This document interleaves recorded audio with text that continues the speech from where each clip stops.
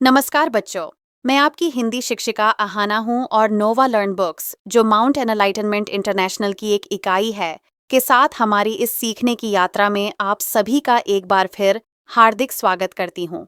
आज हम हिंदी व्याकरण के अध्याय सर्वनाम और उसके भेद के बारे में सीखेंगे। जब किसी वाक्य में संज्ञा की बार बार पुनरावृत्ति होती है, तो वाक्य अच्छा नहीं लगता। ऐसी स्थिति में संज्ञा के स्थान पर जिन शब्दों का प्रयोग किया जाता है उन्हें सर्वनाम कहते हैं, जैसे मैं, तुम, वह, यह, हम आदि। हम उदाहरणों के माध्यम से समझेंगे कि सर्वनाम वाक्य को सरल, सुंदर और स्पष्ट कैसे बनाते हैं। हम सर्वनाम के 6 भेद भी पढ़ेंगे, जैसे पुरुषवाचक, निश्चयवाचक, अनिश्चयवाचक, प्रश्नवाचक, निजवाचक और संबंधवाचक सर्वनाम।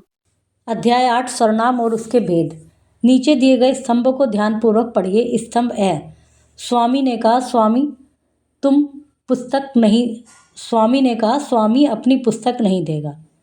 स्वामी ने कहा मैं अपनी पुस्तक नहीं दूंगा, मतलब स्वामी की जगह मैं यूज़ हुआ। और यदि स्वामी यूज़ हो रहा है तो कुछ कन्फ्यूजन सा हो गया, एकदम क्लियर समझ में भी नहीं आया। मोना ने जैसे पूछा जय कहाँ गए थे। मोना ने जैसे पूछा तुम कहाँ गए थे। रोमा एक सामाजिक कार्यकर्ता है। रोमा नारियों के उत्थान के लिए कार्य करती है। रोमा एक सामाजिक कार्यकर्ता है, वह नारियों के उत्थान के लिए कार्य करती है। अनूप जी प्रकृति प्रेमी हैं। अनूप ने पर्यावरण के लिए बहुत काम किया। अनूप जी प्रकृति प्रेमी हैं, उन्होंने पर्यावरण के लिए बहुत काम किया। ऊपर दिए गए स्तंभ ए के वाक्यों में स्वामी, मोना, रोमा, अनूप शब्द संज्ञाएं हैं। इनमें प्रत्येक नाम संज्ञा वाक्य में 2-2 बार आया है, मतलब जो संज्ञा है, जो नाम है, वाक्य में 2-2 बार आया है। एक ही वाक्य में किसी एक संज्ञा के 2 या 2 से अधिक बार आने पर वह पढ़ने में अटपटा लगता है। स्तंभ ब में दूसरी बार आने वाली संज्ञाओं के स्थान पर हमने मैं, तुम, वह, उन्होंने आदि शब्द लिखे हैं, इसलिए स्तंभ ब के वाक्य पढ़ने में अच्छे लग रहे हैं। और इस कॉलम के रंगीन शब्द ही स्वरनाम है।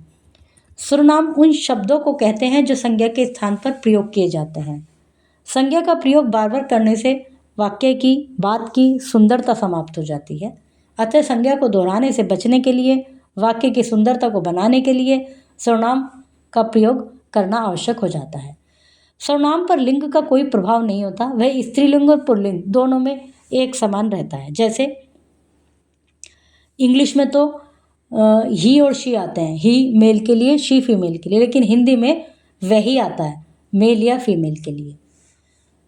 और ऐसे भी और भी बहुत सारे शब्द हैं, तो जो कि सर्वनाम जो है नहीं बदलते, वो वही रहते हैं स्त्रीलिंग और पुल्लिंग के कारण। वह खाना खा रहा है, वह खाना खा रही है। तुम बहुत कम बोलते हो, तुम बहुत कम बोलती हो। सर्वनाम भी आवश्यकता अनुसार एक वचन से बहुवचन बन जाते हैं। एक वचन से बहुवचन में तो चेंज होते हैं, बट लिंग का इन पर प्रभाव नहीं पड़ता। एक वचन में मैं, तुम, तू, यह, वह, इसने, इसे, उसको, इससे, उसे, उसको। और बहुवचन में हम, तुम, आप, ये, वे, इन्होंने, इन्हें, इनको, उन्हें, इनको। इस तरह से चेंज होते हैं। सर्वनाम के भेद 6 हैं। पुरुषवाचक सर्वनाम, जो सर्वनाम शब्द बोलने वाला अपने लिए, सुनने वाले के लिए तथा अन्य किसी व्यक्ति के लिए प्रयोग करते हैं, वे पुरुषवाचक सर्वनाम कहलाते हैं। जैसे मैं खाना खा लूँगी, मैं यूज़ हुआ है अपने लिए, वह बहुत परिश्रमी है किसी अन्य व्यक्ति के लिए। तुम स्कूल जाओ, सुनने वाले के लिए, मतलब बोलने वाला, सुनने वाला और कोई अन्य। उपयुक्त वाक्य में मैं शब्द से बोलने वाले, वह शब्द से किसी अन्य व्यक्ति और तुम शब्द से सुनने वाले का बोध हो रहा है, अतः ये पुरुषवाचक सर्वनाम है। पुरुषवाचक सर्वनाम के 3 भेद होते हैं। उत्तम पुरुष, जिन शब्दों का प्रयोग बोलने वाला अपने लिए करता है, जैसे उन्हें उत्तम पुरुष कहते हैं। जैसे मैं, मुझे, मेरा, हमें, हम, हमारा, हम, ये बोलने वाला अपने लिए करेगा। मध्यम पुरुष ये सुनने वाले के लिए होते हैं, जैसे हमने कहा तू, तुम, तुमने, तुम्हारा, आप, आपका, आपने आदि। अन्य पुरुष, जिन शब्दों का प्रयोग अन्य व्यक्ति के लिए किया जाता है उन्हें अन्य पुरुष कहते हैं, जैसे यह, वह, वे, ये, उसे, उनको, उनका आदि। निश्चयवाचक सर्वनाम, जो सर्वनाम शब्द किसी निश्चित व्यक्ति, वस्तु, स्थान के लिए प्रयोग किए जाते हैं उन्हें निश्चयवाचक सर्वनाम कहलाते हैं, कहा जाता है। जैसे यह मानसी की साइकिल है, वह मीरा का स्कूल है। उपयुक्त वाक्य में यह और वह शब्दों से निश्चित स्थान व वस्तु का बोध हो रहा है, अतः यह निश्चयवाचक सर्वनाम है। अनिश्चयवाचक सर्वनाम जिन सर्वनाम शब्दों से किसी निश्चित व्यक्ति या वस्तु का बोध नहीं होता, बल्कि जो अनिश्चित व्यक्ति या वस्तु की ओर संकेत करते हैं, उन्हें अनिश्चयवाचक सर्वनाम कहते हैं। जैसे घर के बाहर कोई खड़ा है, मतलब कोई खड़ा है, कोई निश्चित नहीं है, बर्तन में कुछ रखा है, तो कोई और कुछ ये दोनों किसी व्यक्ति वस्तु की किसी निश्चित व्यक्ति वस्तु का बोध नहीं करा रहे, अतः यह अनिश्चयवाचक सर्वनाम है। प्रश्नवाचक सर्वनाम वे होते हैं जो सर्वनाम प्रश्न पूछने के लिए प्रयुक्त होते हैं, उन्हें प्रश्नवाचक सर्वनाम कहते हैं। जैसे वह क्या लिख रही है, वह कौन था। तो क्या और कौन प्रश्न पूछने के लिए प्रयुक्त हुए हैं, अतः यह प्रश्नवाचक सर्वनाम है।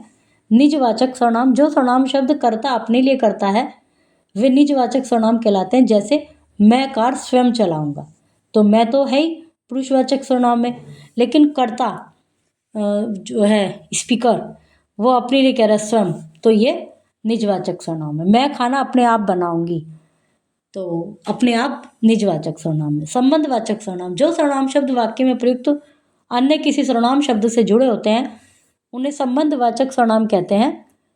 जैसे जो सोता है वो खोता है, जो और वो आपस में कनेक्टेड है। जिसकी लाठी उसी की भैंस, जिसकी उसकी शब्द आपस में संबंध दर्शा रहे हैं, अतः यह संबंधवाचक सर्वनाम है।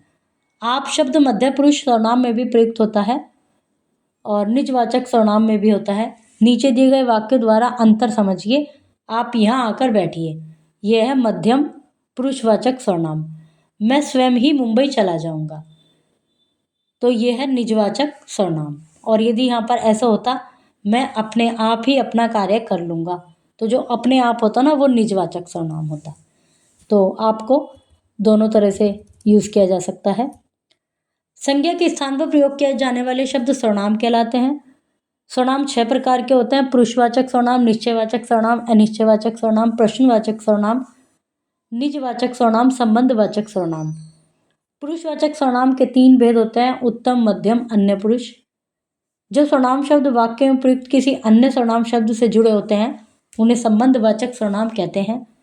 जो सर्वनाम शब्द कर्ता अपने लिए प्रयोग करता है, वे निजवाचक सर्वनाम कहलाते हैं। तो बच्चों, ध्यान से सुनिए, उदाहरणों को समझिए और खूब अभ्यास कीजिए। शुभ अध्ययन।